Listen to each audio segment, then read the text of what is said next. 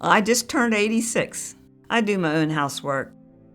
I don't do the mowing, but I do everything else. I walk often, up and down the street, clear down to the end of the street and back, just to keep myself moving. I have had high blood pressure for years, and I had heart catheterizations, echograms. I was due for one in July, and I had it done on a Wednesday. And Thursday, she called me on the phone with the results and said, "I want to see you tomorrow." She felt that I needed to have the aortic valve replaced.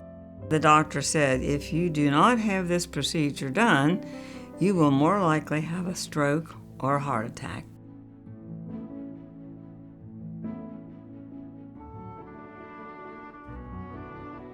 We arrived at the hospital, and they took our temperatures.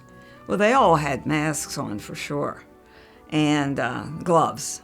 They had the rubber gloves on. And that was one thing in the hospital. They had rubber gloves on. They'd come in and put the gloves on. When they left, they took them off and threw them away. They were very cautious of my health. Not for me to get anything, that's for sure, and they also for themselves. I just had the feeling that it was going to be okay.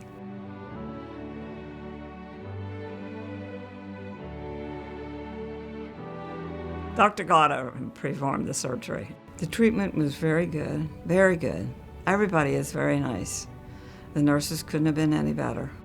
When I would breathe in, I could breathe in better.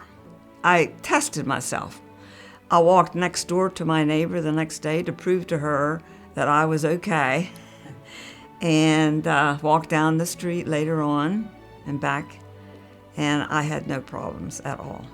I would do it tomorrow if I had to. I'd do it again because it was so easy.